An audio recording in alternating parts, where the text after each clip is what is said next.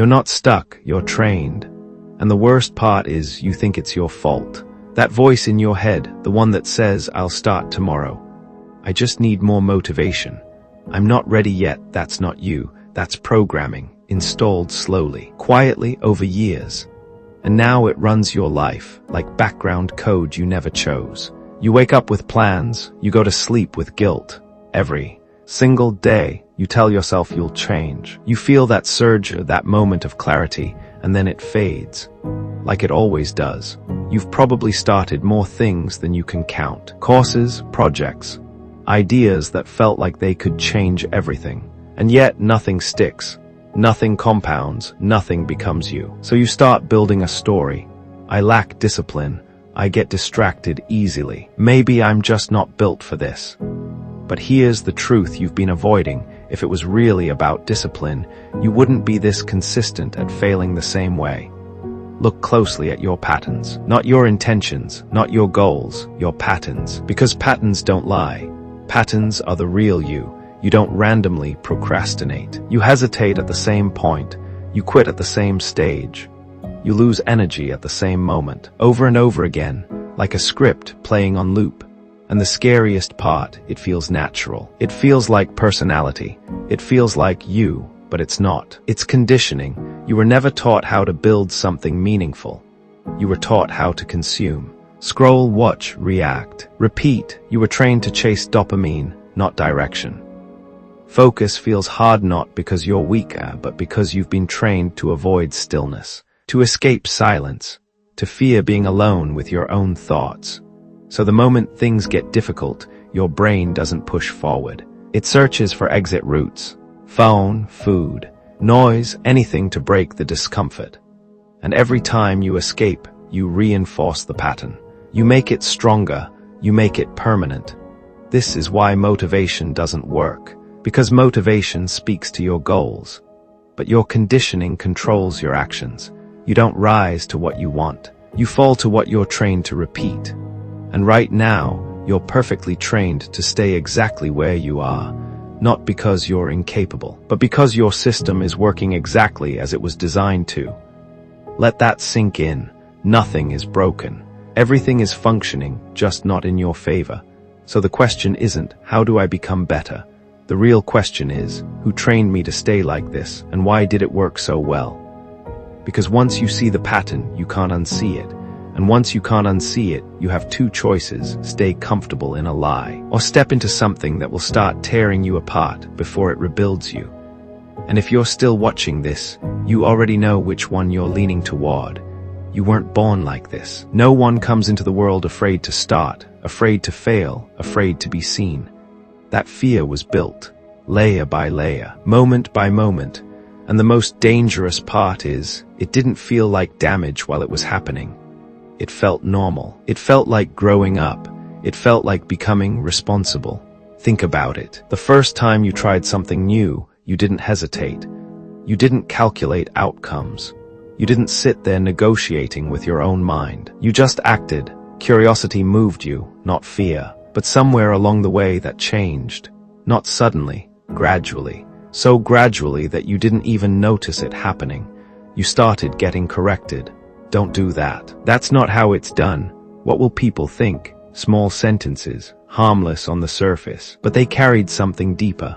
They taught you that expression has consequences. That mistakes are not part of the process. They are something to avoid. That being wrong is dangerous, so you adapted. Of course you did.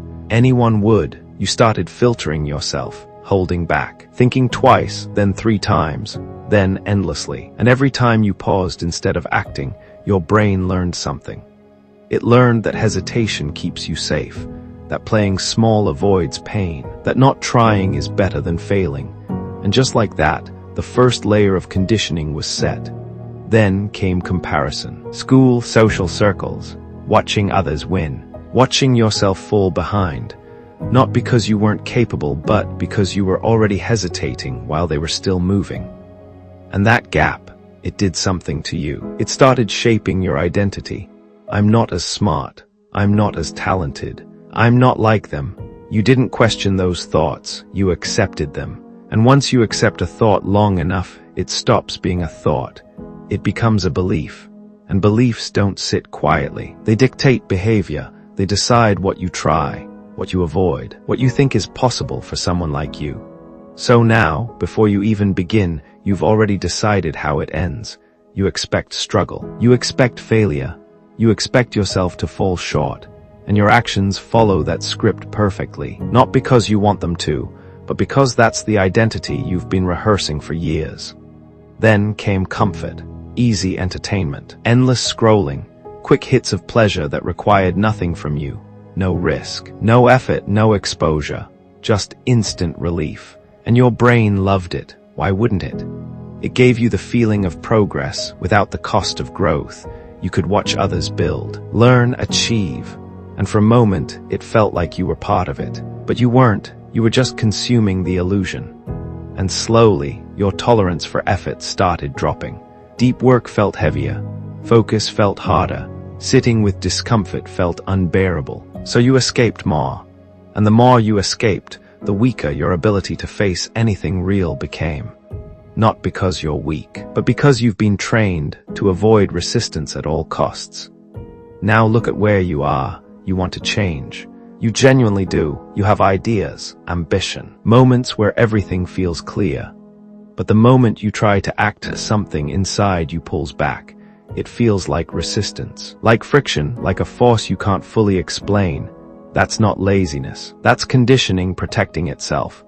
Because from your brain's perspective, this version of you is safe, predictable, controlled. Stepping out of it, that's uncertainty, that's risk, that's exposure, so it fights back, with doubt, with distraction, with exhaustion that shows up at the exact moment you try to do something meaningful. It's not random, it's precise, it's trained. And here's the part most people don't want to hear: you helped build it. Every time you avoided something hard, you strengthened it. Every time you chose comfort over growth, you reinforced it. Every time you said later and meant never, you made it permanent. Not intentionally, but consistently. And consistency is what wires behavior into identity. So now you're stuck in a loop that feels personal.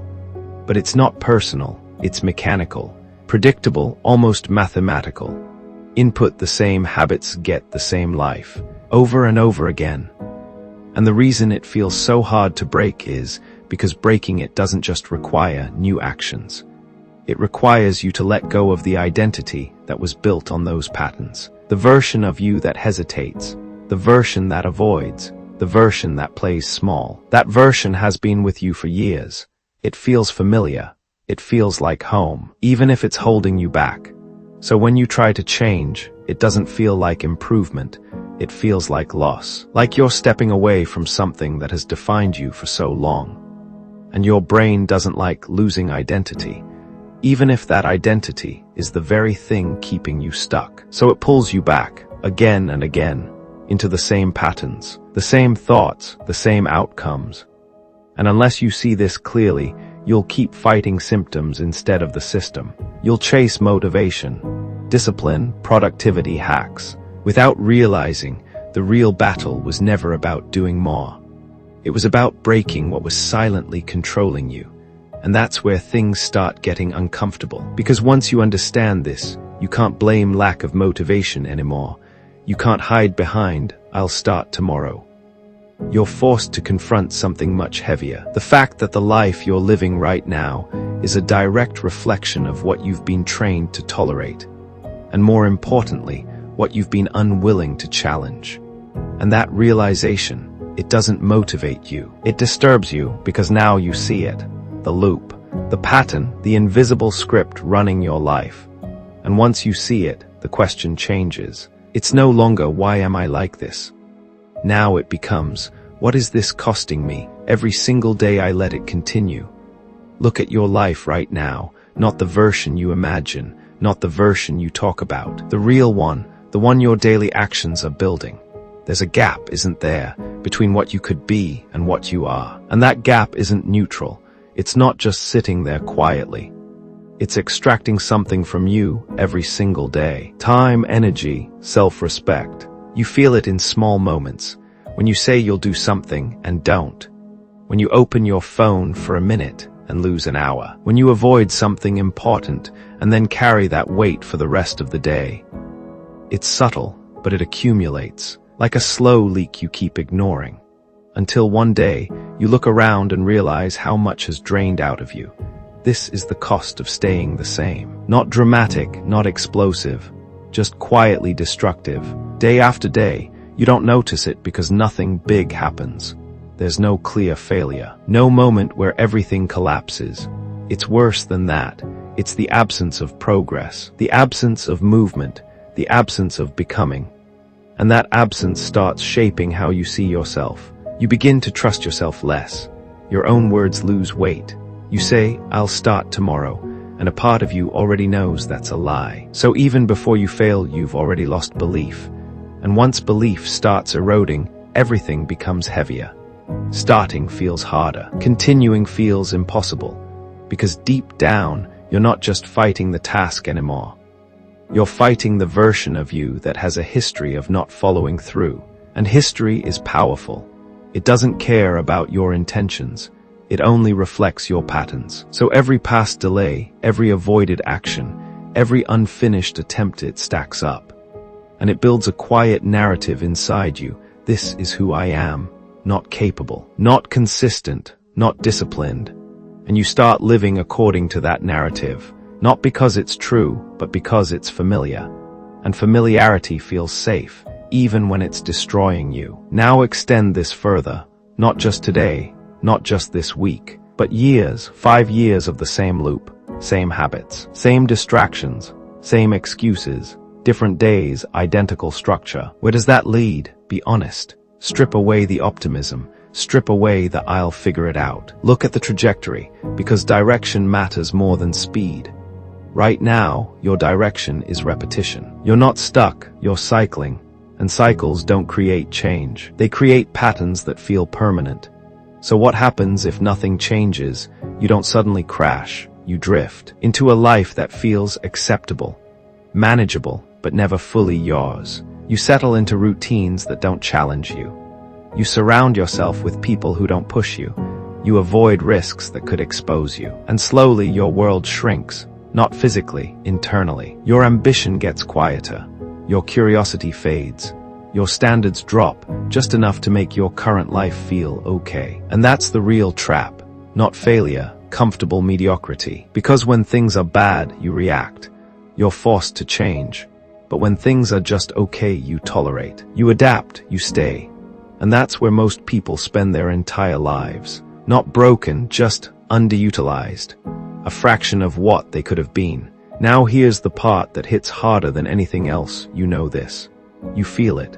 That tension inside you, that discomfort you can't fully explain, that's not anxiety. That's awareness.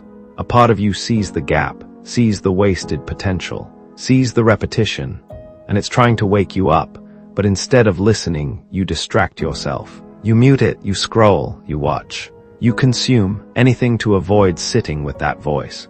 Because that voice doesn't comfort you. It confronts you. It asks questions you don't want to answer. What are you doing with your time? Why do you keep avoiding what matters? How long are you going to repeat this? And you don't have clean answers. So you escape the questions. But escaping doesn't remove the truth. It just delays it. And delay has a cost. Because every day you postpone change, you're not staying in the same place. You're reinforcing the same direction. You're making the loop stronger, harder to break, more automatic. Until one day, it doesn't even feel like a choice anymore. It just feels like who you are. And that's the moment most people give up. Not because they can't change, but because they've repeated the same pattern for so long, they've mistaken it for identity. This is just me. This is how I am. No, this is how you've been trained. And more importantly, this is what you've continued. There's a difference, a big one. Because if it was truly who you are, it wouldn't feel wrong. It wouldn't create tension. It wouldn't make you question yourself at random moments. That discomfort you feel, that's proof this isn't your final form. It's evidence of misalignment between what you are and what you could be. And misalignment creates friction. Constant friction. You feel it when you wake up, when you work, when you try to rest. It follows you everywhere, because you can't fully relax when a part of you knows you're not showing up the way you should. So you live in this in-between state, not fully failing, not fully growing, just existing. And the longer you stay here, the more dangerous it becomes, because you get used to it, you normalize it, you build a life around it.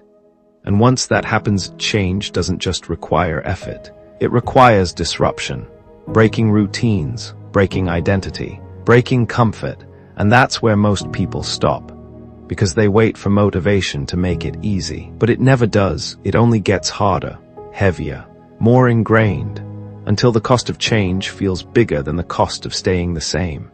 Even though that's a lie, because the real cost isn't what you feel today.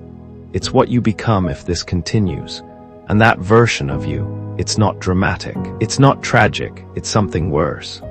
It's you knowing you could have been more and slowly accepting less. So now you're standing at a line most people never even notice. On one side, the version of you that repeats.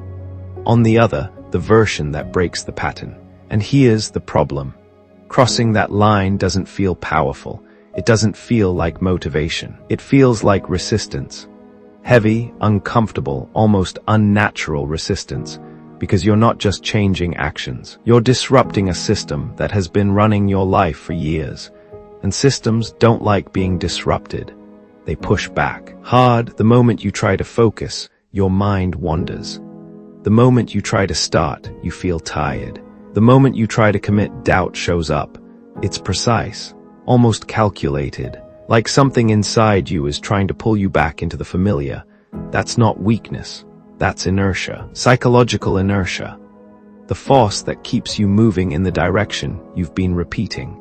And breaking inertia always feels violent at first, not externally, internally, because now you're going against what feels natural, against what feels comfortable, against what feels like you. This is where most people misinterpret the experience. They think this feels hard, so it must be wrong. No, it feels hard because it's new, because it's unfamiliar, because your brain has no reference for this version of you, so it defaults back to the old one, again and again and again, until you either give up or you push through long enough to create something new. And that's the part no one wants to hear. There is no clean transition. No smooth shift from your old self to your new one. There's a phase where both versions exist, and they clash, constantly. One part of you wants growth, the other wants comfort. One part pushes forward, the other pulls back, and you feel that tension every single day. It's exhausting, confusing. Sometimes it makes you question if change is even worth it. Because the old life was easier, predictable, low effort, but also empty. And that emptiness is what brought you here in the first place. So now you're stuck between two discomforts, the discomfort of staying the same, and the discomfort of becoming something new. And here's the truth most people avoid. You don't get to eliminate discomfort. You choose which one you're willing to live with. Stay the same, and you carry regret. Slow, persistent, heavy. Change, and you carry resistance. Sharp, intense, but temporary. One decays you, the other builds you, but both demand something from you. So the question isn't, how do I make this easy? The question is, which pain am I willing to endure? Because there is no version of your life where you don't have to face something. Right now, you've been choosing the easier pain, avoidance, distraction, delay, and it feels manageable in the moment, but it compounds into something much heavier over time. Breaking the pattern flips that. It feels harder in the moment, but it reduces the long-term weight. That's the trade. That's the decision. And it's not made once. It's made daily, in small moments. Quiet choices, when no one is watching, when there's no pressure, no deadline, just you and the option to either repeat or resist. And this is where people wait for something external. A spark, a push, a perfect plan. But none of that changes the core problem. Because the battle isn't outside. It's in those small, invisible decisions. The ones that don't feel important, but define everything. Sitting down when you don't feel like it. Continuing when your mind wants to escape. Finishing what you started, even when the excitement is gone. These aren't big, dramatic actions. They are simple, almost boring, but they directly attack the pattern. And patterns don't break through intensity. They break through consistency. That's what rewires you, not a burst of motivation, not a perfect system, but repeated proof, again and again, that you can act differently, that you can override the old response, that you're not locked into the same script. At first, it feels forced, artificial, like you're pretending to be someone you're not. But that's exactly what growth is. Acting like the person you're trying to become before it feels natural, before it feels like you. Because feeling like you right now is exactly what's keeping you stuck. So you have to go against it, deliberately, repeatedly, until something shifts. And it will shift, not suddenly, not dramatically, but quietly. You'll notice you hesitate less. You start faster. You recover quicker when you slip.